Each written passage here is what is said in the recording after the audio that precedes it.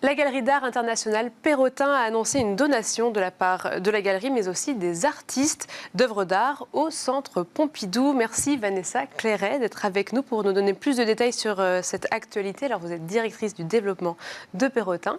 Est-ce que vous pouvez nous expliquer tout d'abord comment se passe concrètement une donation de la part d'une galerie et de ses artistes vers un musée? C'est vrai que c'est une actualité qu'on entend moins parler. Oui, absolument. Merci pour l'invitation déjà. Alors, c'est des dons qui arrivent. C'est vrai qu'en général, ça intervient plus sur la fin de carrière d'une galerie. On a pu avoir Denise René, par exemple, au Centre Pompidou. Les collections, en fait, des musées sont constituées aussi de dons, donc collectionneurs, mais aussi quelquefois de galeries. Et c'est d'ailleurs un don d'une galerie qui a inspiré Emmanuel Perrotin. Il y a quelques années, la galerie Anthony Dauphet avait contribué à acheter une œuvre de Joseph Beuys très importante qui s'appelle Plight. Et c'est vrai que Emmanuel, en visitant le Centre Pompidou, avait été marqué par ce cartel qui signifiait justement le don par la galerie qui avait contribué à défendre et à promouvoir le travail de l'artiste, de Joseph Beuys. Et il a toujours eu envie de le reproduire à son échelle et surtout avec plus d'artistes. Et comment là les échanges se sont initiés? Ça faisait longtemps que Perrotin et le Centre Pompidou discutaient de ça? Oui, absolument. C'est vraiment des échanges qui ont pris beaucoup de temps parce qu'il a fallu initier des discussions département par département. Ce sont vraiment les conservateurs de chaque département qui ont choisi à la fois les artistes et les œuvres. Nous, c'est vrai qu'on leur a donné carte blanche, on leur a proposé de regarder dans tout le répertoire de la galerie et parmi lesquels les œuvres disponibles. Donc ça a pris du temps, c'était beaucoup d'allers-retours. C'est un projet qui a mis des années en fait à aboutir et Emmanuel Perrotin a été, on va dire, le catalyseur de ce projet, aux côtés évidemment de Laurent Lebon, le président du Centre Pompidou, et de Xavier Rey, le directeur du Musée national d'art moderne. Donc ensuite, ça a été des échanges avec les artistes, produire éventuellement pour... Il y a des œuvres qui ont été produites pour cette donation? Voilà, il y a des œuvres par exemple qui étaient existantes, d'autres qu'il a fallu produire. On parle par exemple dans les éditions, des œuvres multiples.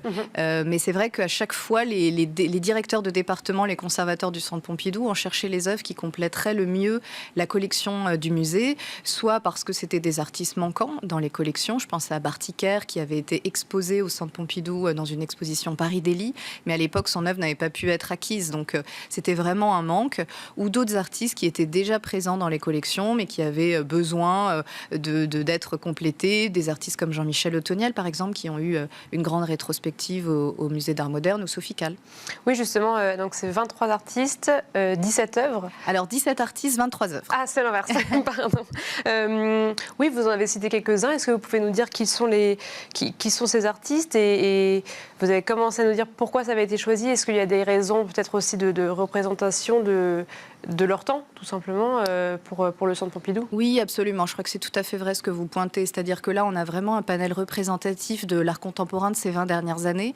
On a autant, donc je le citais, des artistes absolument fondateurs comme Jean-Michel Otoniel, Sophie Calle, Bernard Friese également, qui a eu une rétrospective au Centre Pompidou, ou encore Johan Crétel, Lionel Estève, mais également des artistes plus jeunes comme Tavares Trachan, Emma Webster, Genesis Bélanger, qui sont plutôt des artistes internationaux, et puis des artistes de grand calibre, type calibre international, type Maurizio Cattelan ou Takashi Murakami.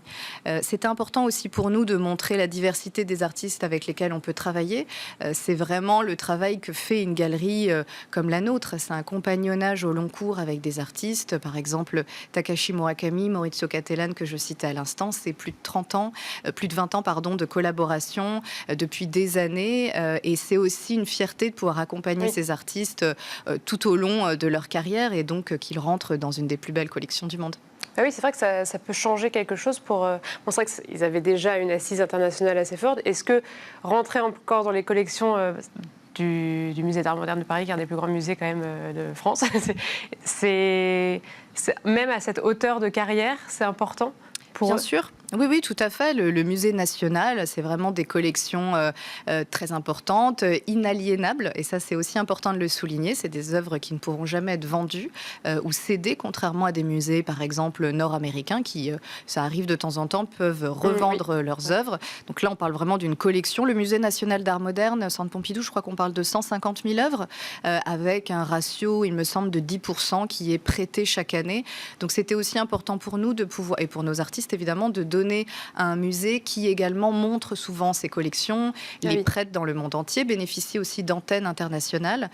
Donc c'est à la fois important pour les artistes, mais aussi pour une galerie comme la nôtre, qui, je le rappelle, a été fondée en 1990 à Paris. Donc le Centre Pompidou, évidemment déjà actif dans ces années-là, a été une pierre angulaire, une institution très importante pour la galerie Perrotin. Et vous avez travaillé ensemble pour la mise en valeur. Donc c'est vrai que là, pour l'instant, toutes les œuvres ne sont pas accrochées. Est-ce qu'il y a une mise en valeur de ces œuvres spécifiquement, peut-être un espace dédié ou pas du tout? Alors là, le musée a vraiment été totalement libre de ses choix, et donc c'est encore une fois les conservateurs, les différentes équipes du musée qui ont créé un accrochage en dialogue avec les collections, puisque les 23 œuvres seront installées au sein des collections permanentes du musée. Certaines commencent déjà à être installées, mais la plupart seront révélées le 14 octobre, le jour du vernissage. Et chaque département a imaginé un parcours avec des salles qui représentent plus ou moins des artistes de cette donation, qui seront néanmoins toutes rassemblées dans un catalogue qui est coédité par le Centre Pompidou et la Galerie Perrotin, qui présente avec des textes justement des conservateurs ces diverses œuvres qui vont de la photographie en passant par la sculpture, la peinture évidemment. Oui, c'est ça, parce que la cohérence des œuvres, en fait, c'est leur diversité peut-être. Oui, mais à l'image des artistes avec lesquels on travaille à la galerie, c'est vrai qu'on a un grand éclectisme, on travaille avec des artistes du monde entier, beaucoup d'artistes français, et ça on en est évidemment très fiers, et d'ailleurs la donation le représente, mais nos artistes vraiment touchent à tous les médiums et ceux de toute génération, de toute nationalité, et c'est assez beau de voir qu'ils sont tous représentés justement dans cette donation. Et justement, comme il nous reste que quelques secondes, l'actualité de la galerie aussi parle de l'international. Je vous laisse revenir dessus. C'est vrai qu'on est basé dans déjà 3 continents, 7 villes, et là on annonce aujourd'hui qu'on ouvre une galerie à Londres en 2025. Donc on en est très fiers. C'est une ville avec laquelle on avait évidemment beaucoup d'affinités, une histoire commune importante. On participe à des foires, des événements, on a des artistes anglais. Donc on est très heureux l'année prochaine d'ouvrir un espace à Londres. Et j'imagine un ancrage encore plus important en Grande-Bretagne. Absolument, tout à fait. Merci beaucoup Vanessa Clairet. Je rappelle que vous êtes directrice du développement de la galerie Perrotin. Et tout de suite, on passe à l'interview du week-end.